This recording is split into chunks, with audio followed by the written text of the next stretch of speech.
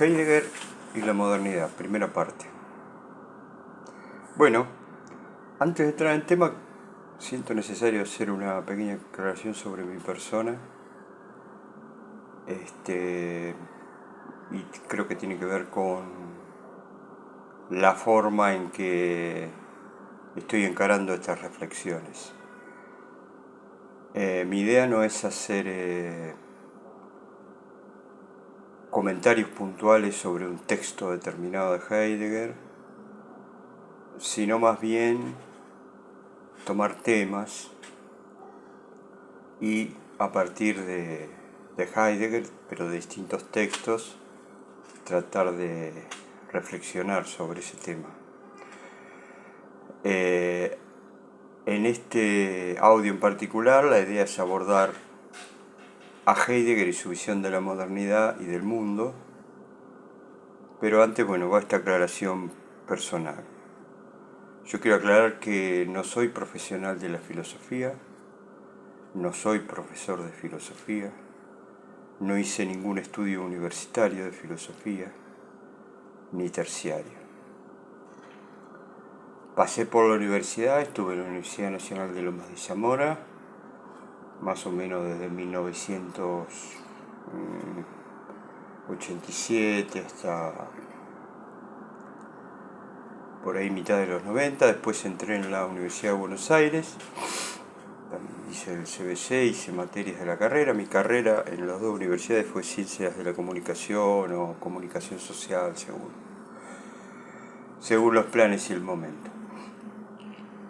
Lo positivo de esta carrera es que cuando yo empecé era una carrera todavía nueva y es una mezcolanza entre la carrera de literatura, la carrera de sociología, filosofía, psicología, así que en su currícula se veía todo un cóctel de disciplinas sociales, lo cual es muy bueno porque permite que uno se entere de las cosas. Lo que más rescaté de este paso por la universidad es que creo que aprendí a leer y escribir. Y una vez que uno sabe leer y escribir, puede empezar a hablar. Heidegger me hizo un aporte muy interesante y es lo que estoy tratando de hacer, que es aprender a escuchar. Ojalá lo logre. Tampoco, le contaba que no soy una persona de la Academia de Filosofía. No he leído filosofía por mi cuenta. No he leído clásicos, no he leído Platón, es insoportable leer ese tipo. De Aristóteles leí algunas cosas y también me pareció muy... No me enganché para nada. He leído otros pensadores más contemporáneos, tampoco leía Descartes. Y la verdad, soy sincero, considero que no sé qué vida podría alcanzar para leerse por lo menos los textos del canon de la filosofía. Pero como yo no estoy dentro de la academia, no tengo por qué seguir ninguna regla. En YouTube ustedes van a encontrar, yo tengo un canal recomendado que es Taller de Filosofía, se llama Diego Singer, es un excelente docente, él sí es docente de la UBA y trabaja como un docente, digamos. Ustedes pueden encontrar muchos videos sobre Heidegger si les interesa el tema y sobre filosofía que dan profesores, buenos profesores, pero los profesores dan de todo, digamos. Hay algunos heideggerianos que de exclusivamente Heidegger, pero tampoco se trata de estar cerrado a eso. Se pueden escuchar y enterarse uno que hay otros pensadores y cómo pensaba. Yo tengo 64 años en este momento, así que no sé por cuánto tiempo voy a poder seguir haciendo esto y a veces me siento un poquito apurado porque tengo muchas ganas de expresarme. Tengo a mis espaldas unos casi, hay un video sobre eso, unos cuantos años, leyendo a Heidegger, dándome contra sus textos, pero ahora los disfruto muchísimo, pero realmente muchísimo. Esta es la parte personal, así que el que quiera criticar o desautorizarme puede hacerlo tranquilo. Yo soy un simple aficionado, pero dice Heidegger en qué significa pensar. Todo hombre puede pensar, lo cual no quiere decir que todo hombre piense. y el que quizás menos posibilidad tiene de pensar es el que va a la universidad. Así que, porque eso mete a la persona en un molde. Pero bueno, vamos a avanzar con esto, incluso con el mismo comentario que quiero hacer a continuación sobre por qué el tema y por qué Heidegger. Bueno, ¿por qué Heidegger y la modernidad? Es muy importante este tema porque Heidegger, primero, es un hombre moderno, un hombre que todavía podemos considerar contemporáneo, que vivió en el siglo XX, murió en 1976, era alemán, católico, después vamos a ahondar un poquito más sobre eso. Pero Heidegger, siendo un hombre moderno, y a partir de sus lecturas y sus experiencias, comienza a darse cuenta que esta modernidad, que es para nosotros lo natural, lo dado, lo que hay, un pensador diría lo hegemónico, hoy todos somos incuestionablemente modernos, pero no por una elección, sino por una imposición. Entonces, de Heidegger, pensar la modernidad es fundamental. No hay que engañarse con esta búsqueda que hace Heidegger hacia el pensamiento inicial. Él nos está yendo al pasado. Si bien él habla del salto atrás, lo que él está tratando de hacer es de sacudirse la modernidad. La modernidad es una imposición, es una especie de jaula. Me gusta la imagen de la jaula, digamos. Si uno ve la jaula desde adentro y no sabe lo que es una jaula, va a decir: el mundo está rodeado de barrotes. El mundo es un montón de barrotes y yo estoy en el medio. Pero si uno puede lograr ver de alguna manera desde afuera y darse cuenta que es un encierro, la cosa cambia. A eso lo podemos llamar desnaturalización. Y en eso trabaja Heidegger, y bastante, y en varios textos, de los cuales iremos extrayendo o alguna cita o algún comentario en particular. Heidegger sin duda ocupa un lugar, y quizás para mí, por lo menos para mi gusto, el más importante dentro del pensamiento moderno, mundial, en el europeo y en el mundial. No cabe la menor duda. Es un pensador absolutamente revolucionario. Mucho más revolucionario que Karl Marx, a quien todos, o sea, de donde provienen todos los revolucionarios, que es Marx, era muchísimo más conservador que Heidegger, ¿no? Que fue nazi, por ejemplo. No fue el nazi más hijo de puta, pero bueno, fue nazi. Adhirió el nazismo y hay que hacerse cargo de eso. Y bueno, a mi entender, el lugar que ocupa Heidegger dentro del pensamiento mundial, primero europeo y después por proyección mundial, es un lugar de disrupción, un lugar de ruptura. Él rompe con todo lo que se venía haciendo hasta ese momento. Heidegger, a veces algunos comentaristas dicen que es un pensador cristiano o católico. Heidegger nació en una familia católica, incluso su papá laburaba para la iglesia, era un empleado de la iglesia, creo que era sacristán, y después de terminar su educación básica de niño, empezó la carrera de sacerdote, fue al seminario. En el seminario accedió a distintas lecturas y, bueno, como pasó con tantos otros, ¿no?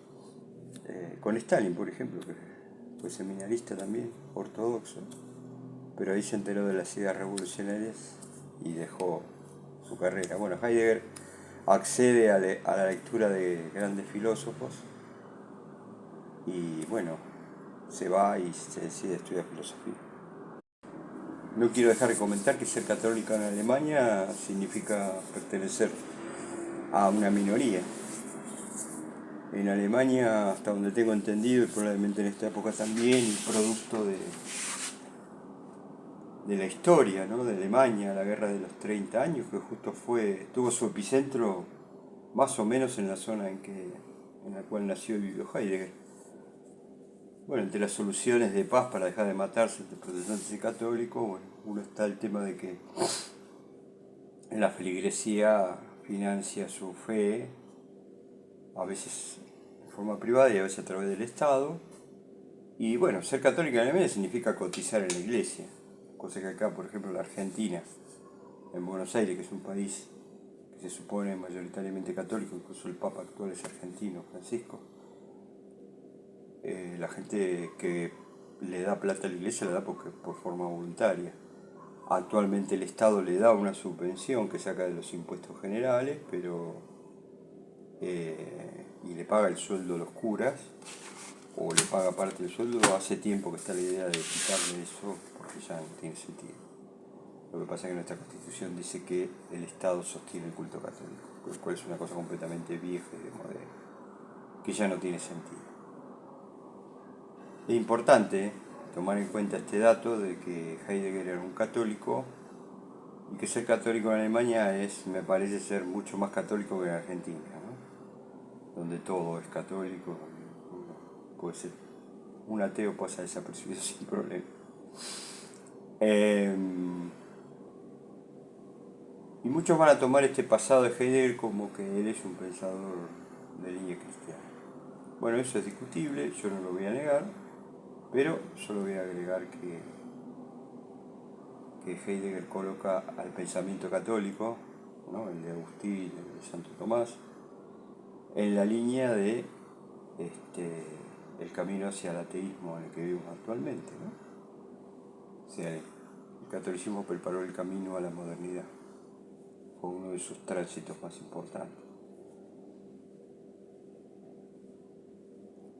Bueno, entonces Heidegger deja la carrera de la fe, se va a estudiar filosofía a Friburgo. Y bueno, al ir a estudiar filosofía y se recibe, tengo entendido que las universidades alemanas son y eran muy exigentes, se recibe, no sé cómo será el título en Alemania, será licenciado en filosofía como acá o algo similar. Empieza como, o inicia, o ya quizás cursando, ese dato puntual no lo tengo, empieza a trabajar como asistente de Husserl, el creador de la fenomenología, y cuando Husserl se jubila, ocupa el lugar de titular de una cátedra cuyo nombre no lo tengo, pero que no viene al caso. Toda esta pequeña ficha informativa sobre Heidegger nos ubica a un Heidegger académico, absolutamente académico, católico, alemán, ex católico, porque él en varios textos dice que él no tiene fe, ya, que es más, que la filosofía no se puede ocupar, no se ocupa de Dios, así que bueno, que sea lo que sea, no tendría tanta relevancia. Alemán, bueno, con todo lo que eso implica, no, o sea, tendría mucho para decir, pero tampoco quiero usar todo el tiempo del audio en hablar de lo que es ser alemán, porque yo además nunca fui alemán, nunca estuve en Alemania, no hablo alemán, así que tampoco puedo opinar mucho. Pero es un pueblo joven, como nació en Alemania es joven, se constituyó en 1870 recién, y pero preexistía la idea del pueblo alemán, su lenguaje, su tierra, filosofía, y de todo esto Heidegger va a brevar mucho en toda esta tradición alemana, es importante. Bueno, como decíamos antes, Heidegger fue un pensador moderno, pero en algún momento se dio cuenta, más o menos cuando ya está por reemplazar a Husserl en la cátedra, se da cuenta de que, lo voy a decir así en criollo argentino, la filosofía tradicional empieza a patinar, ¿no? en dar cuenta del mundo.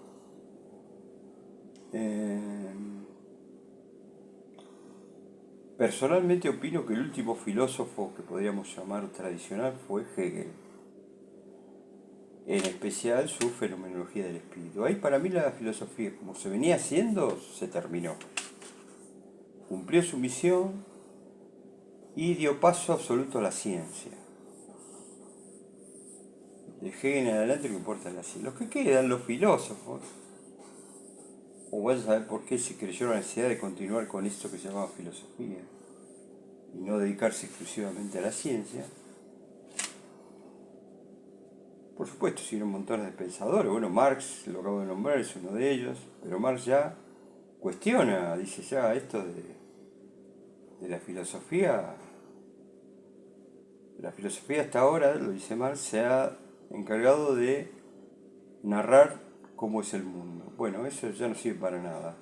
Lo que hay que hacer ahora, lo que tiene que hacer la filosofía es cambiar al mundo. ¿Por qué? Porque es un mundo de mierda. Si no, ¿por qué querría uno cambiar un mundo? Y además, como dice Heidegger, Marx propone cambiar un mundo porque tiene una idea de nuevo mundo en su cabeza. Y dice, no tenemos por qué ser este, podemos ser esto otro. Otros pensadores, bueno, ¿qué queda de... ¿Qué dejó Hegel a todos los filósofos que lo sucedieron? La idea del sistema, todo tipo que quisiera salir, tener lugar en las editoriales, ganar el premio Nobel, tener un lugar social y todo eso, tenía que aportar algo novedoso. De hecho, hoy mismo en la UBA, cuando uno hace la tesina, le dice, bueno, ¿usted qué aporta a la ciencia? ¿Qué está aportando? No me cuente lo que ya sabemos todo. Alguna idea, tiene que aportar algo. Entonces, para lo que podríamos llamar el filósofo profesional del siglo XX, crear un sistema, buscarle la vuelta por algún lado es algo casi obligatorio, si no, ¿quién carajo le va a dar bola?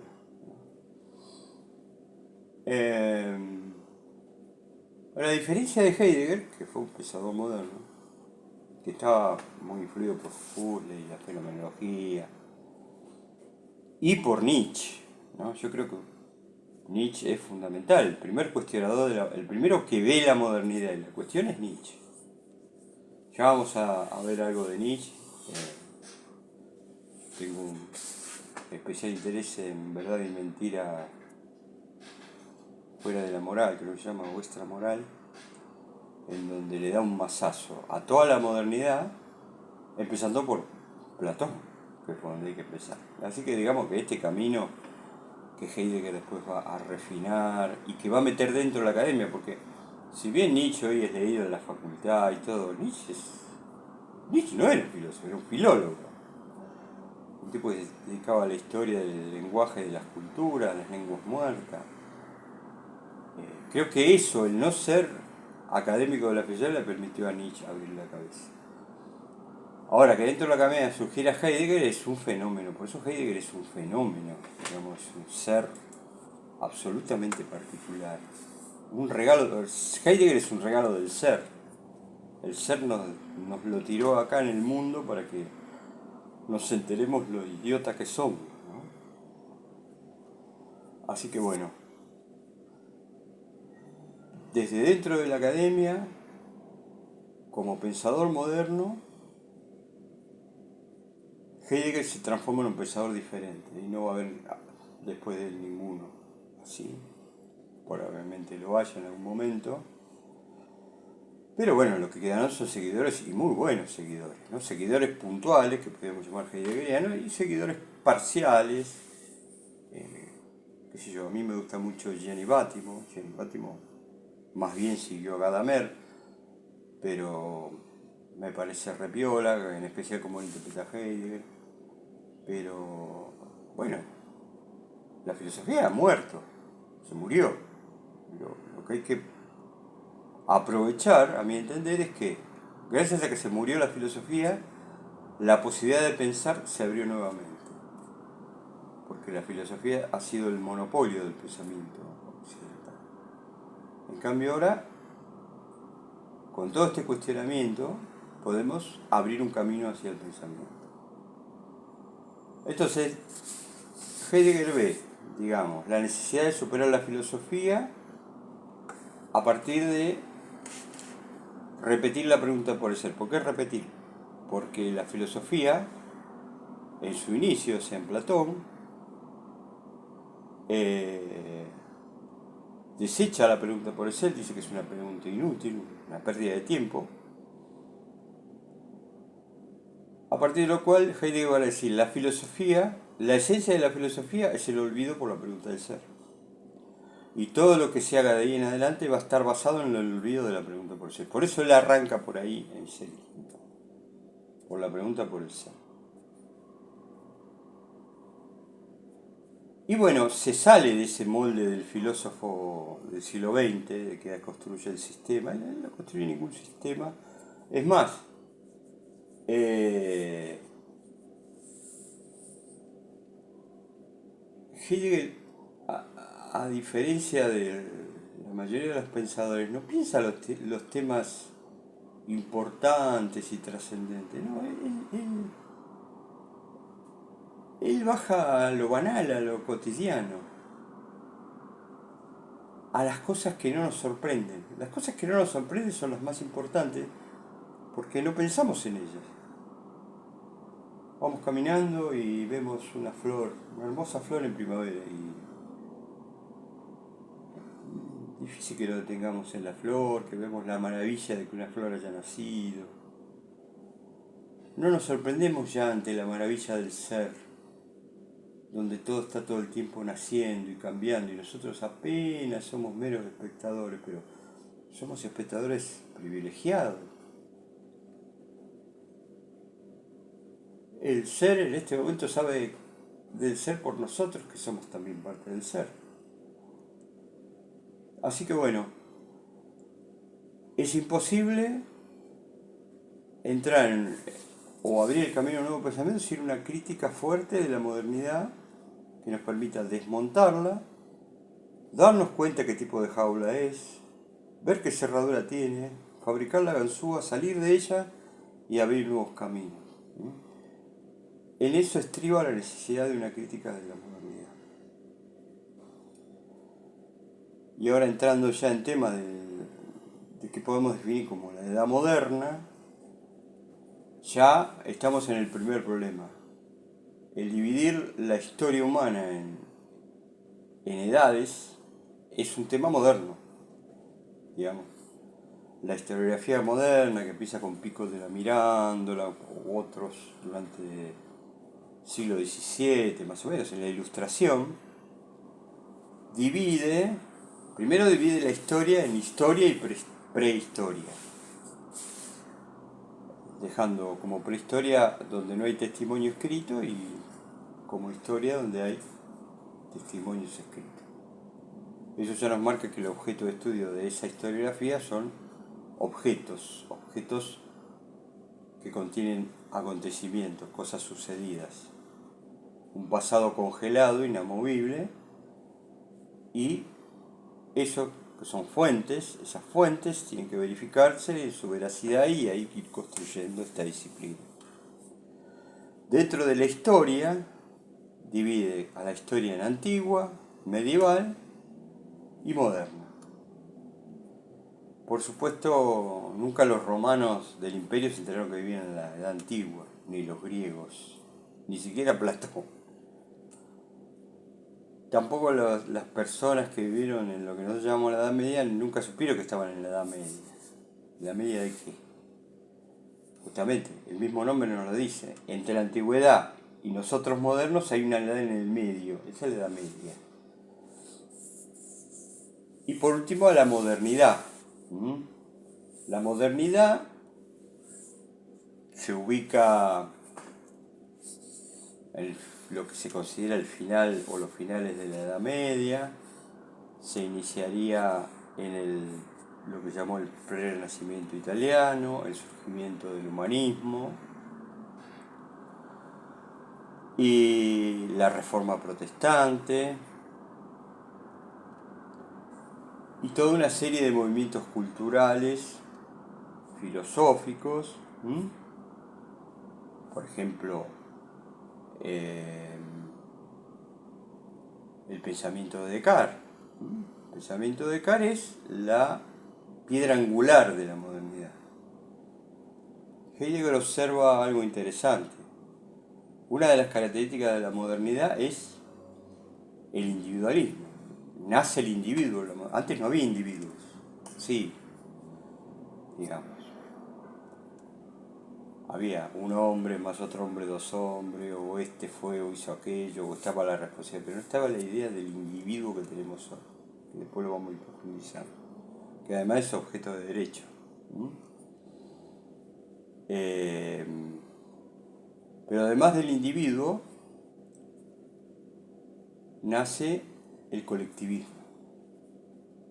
El colectivismo dice enraizarse en el comunismo medieval. Digamos, esto es seguir a Marx. ¿No? Pero no tiene nada que ver. Eso es una, digamos, como un hegeliano que era Marx, tenía necesidad de anclar todo históricamente y decir, por ejemplo, a ver, la lucha de clases, que era su teoría, la tuvo que explicar toda a través de la historia para atrás. Crear tipos de sociedades, por ejemplo, la sociedad faraónica, la sociedad esclavista, ¿por qué? Porque necesita acomodar lo que pasó a lo que él quiere hacer ahora. Y está bien, es lo que hacemos todos, todo el tiempo. El tema es si sabemos que lo estamos haciendo o si no sabemos que lo estamos haciendo. Si no lo sabemos, alguien está pensando por nosotros. O alguien ya pensó por nosotros. Entonces, en la modernidad tenemos nacimiento del individuo y del colectivismo también. Tenemos la retirada de Dios. Los dioses han huido y Dios está reducido a una entidad posible y de a poco es quitado del conocimiento y relegado a la fe. Según Heidegger, ese camino lo prepara el cristianismo, el pensamiento cristiano, y ya había sido preparado antes por el romano. Y lo más importante desde el punto de vista filosófico es que el lugar que estaba ocupando Dios durante la Edad Media en la visión del mundo lo ocupa ahora el hombre. El hombre es el centro del universo, eso es humanismo. No hay más que lo humano, nada más importa que lo humano. Y a partir de eso van a surgir la ciencia moderna, la técnica moderna, que no es ni una consecuencia ni una realización de la ciencia, para nada. Más bien la ciencia es un auxiliar o una herramienta con la cual la técnica puede seguir avanzando. Digamos como que la técnica tiene sus propios planes. Eso viene muy bien.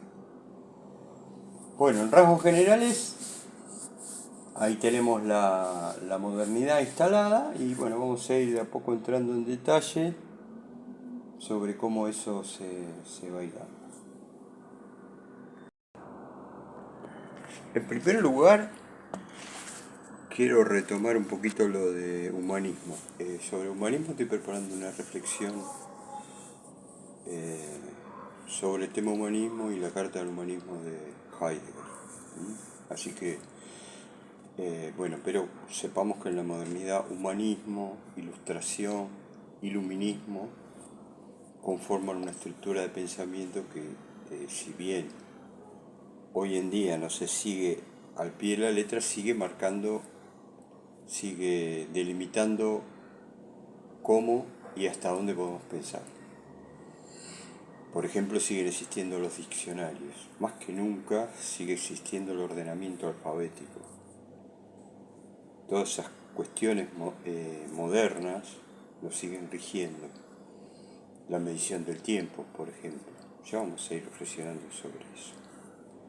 Bien, ya estamos casi en 30 minutos.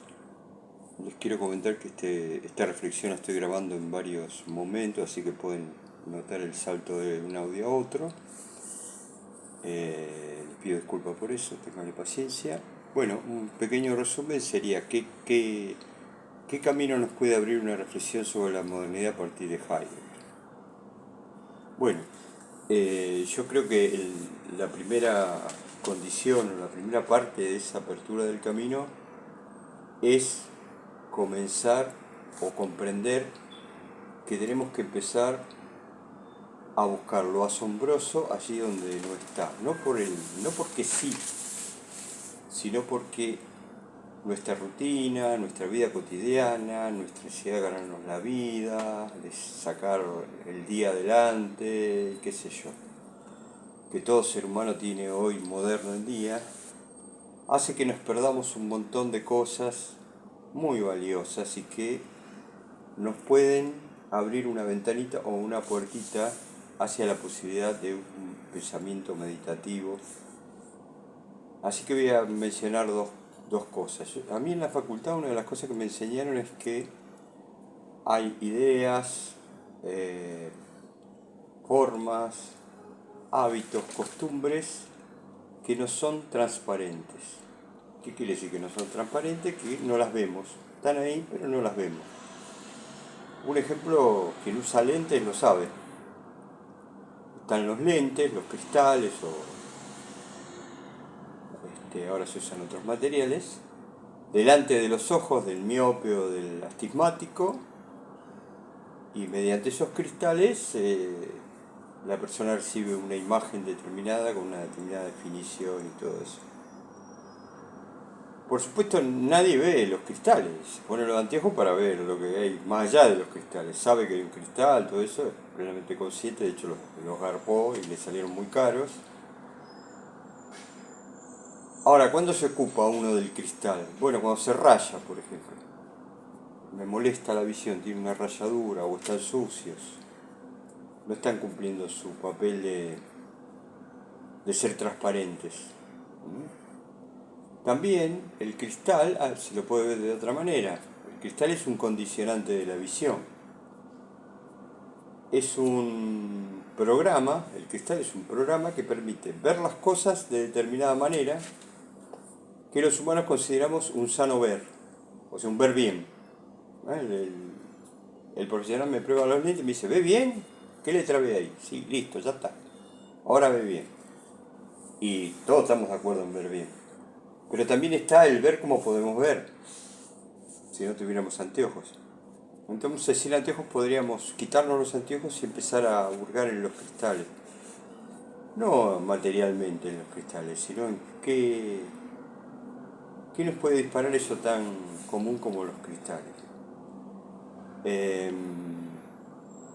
Hay una canción ya creo que la mencioné en otro audio, igual ahora voy a mencionar otra cosa que mencioné en otro audio, de Juanse, del grupo Los Ratones Paranoicos, acá en Argentina fueron muy populares.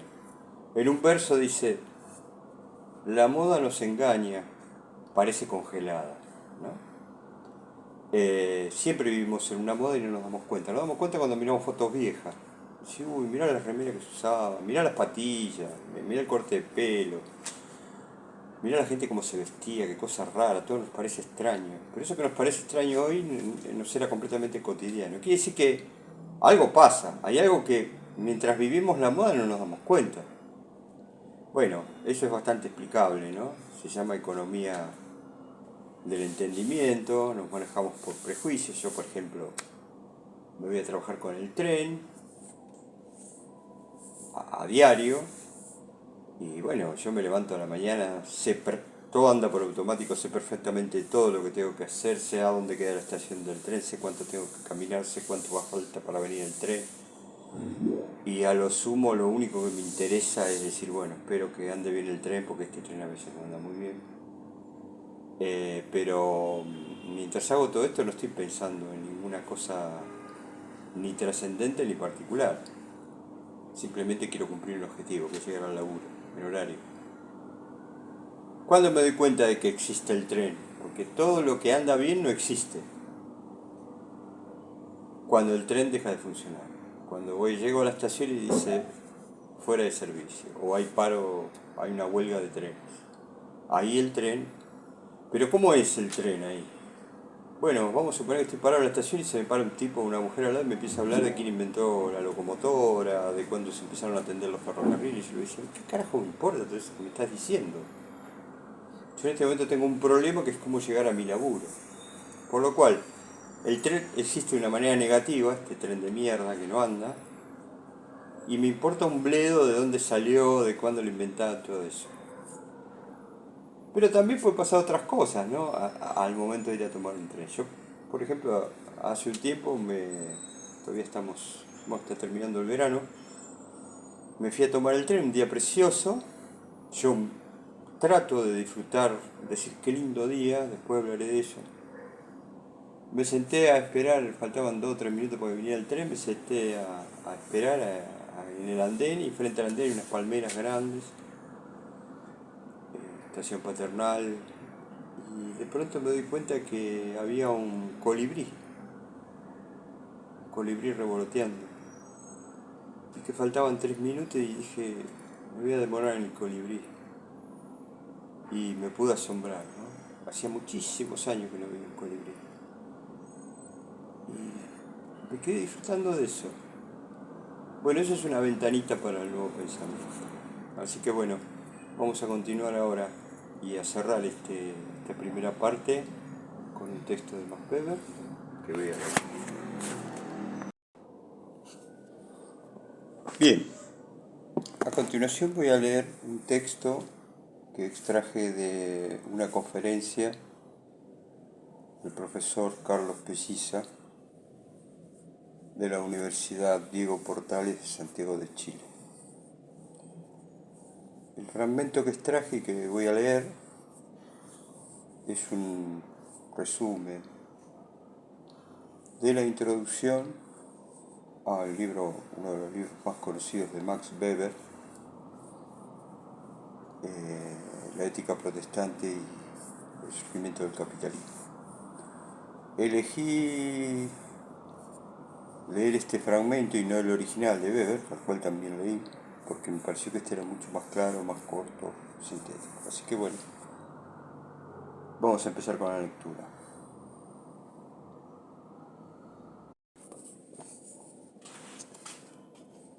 El concepto de racionalización del mundo aparece en los trabajos de Max Weber sobre religión, la ética protestante y el espíritu del capitalismo en su introducción.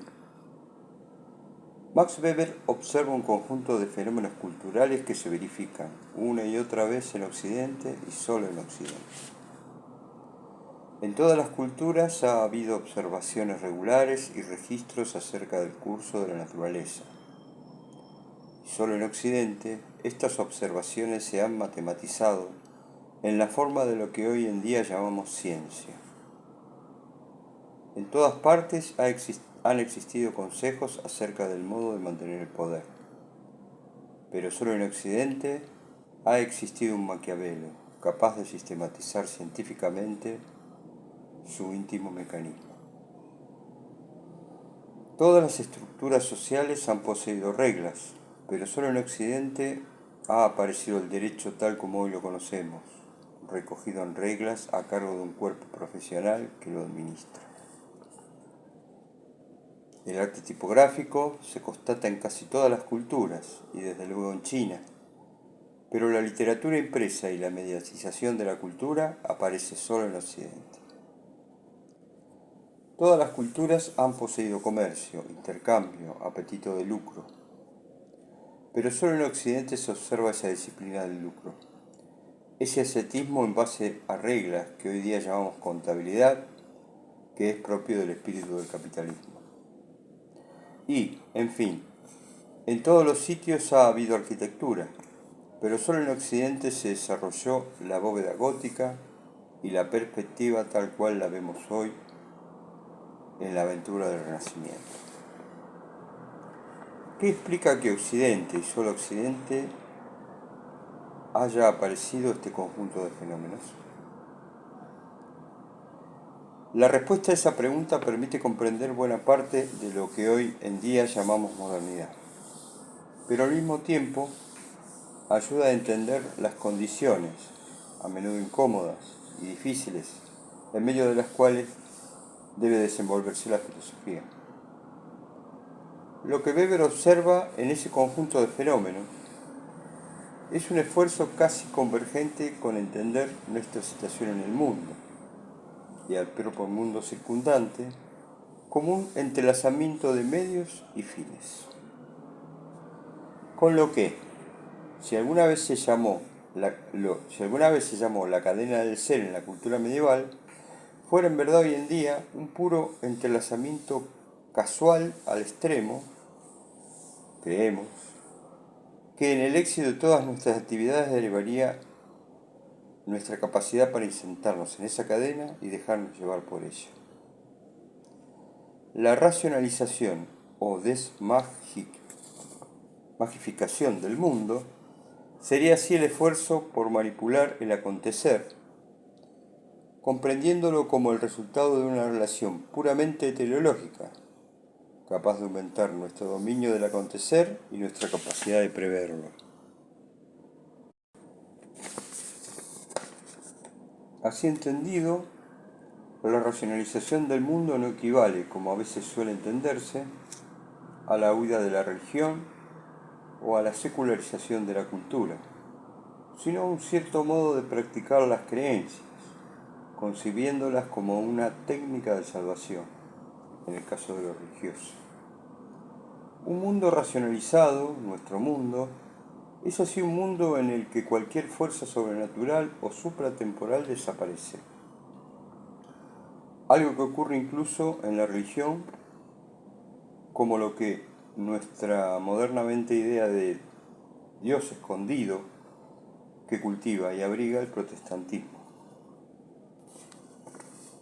En el mundo racionalizado o desmagificado, los dioses son prescindibles.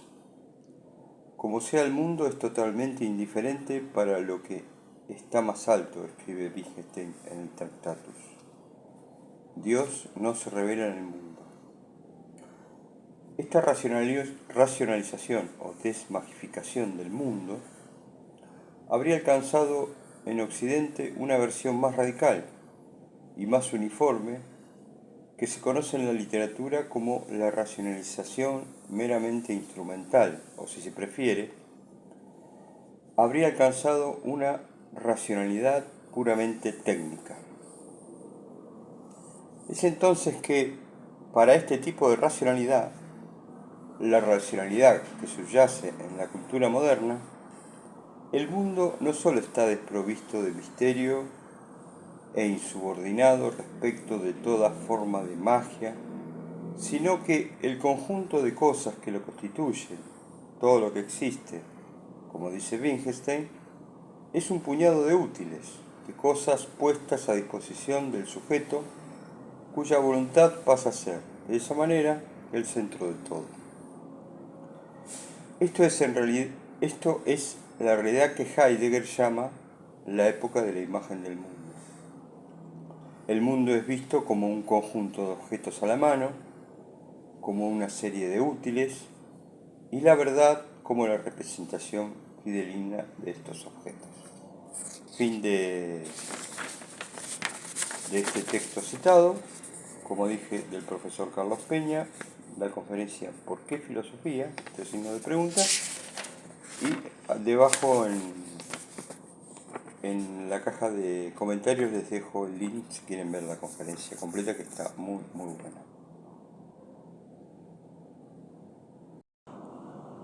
Bien, con este texto de Weber vamos a cerrar este audio para que no se haga tan largo. Ya nos pasamos de mis tradicionales 30-35 minutos. Bueno, la idea del texto es que lo escuche con atención, porque sería como una primera visión para tomar la modernidad y, digamos, bañarla de extrañeza, que ya no sea tan natural. Por lo menos escuchar a Weber preguntándose de alguna manera por qué solo en Occidente, y cuando él dice Occidente se refiere a Europa Occidental y Estados Unidos, logran la modernidad y el resto del planeta no. Después las respuestas serán materia de discusión. En el próximo audio vamos a leer un texto de Nietzsche que también nos desnuda, digamos, la modernidad, y bueno, y vamos a ir avanzando con distintos textos y reflexiones que nos aporta Heidegger y otros autores. Bueno, con esto damos por terminado el audio y no renuncien a ser felices.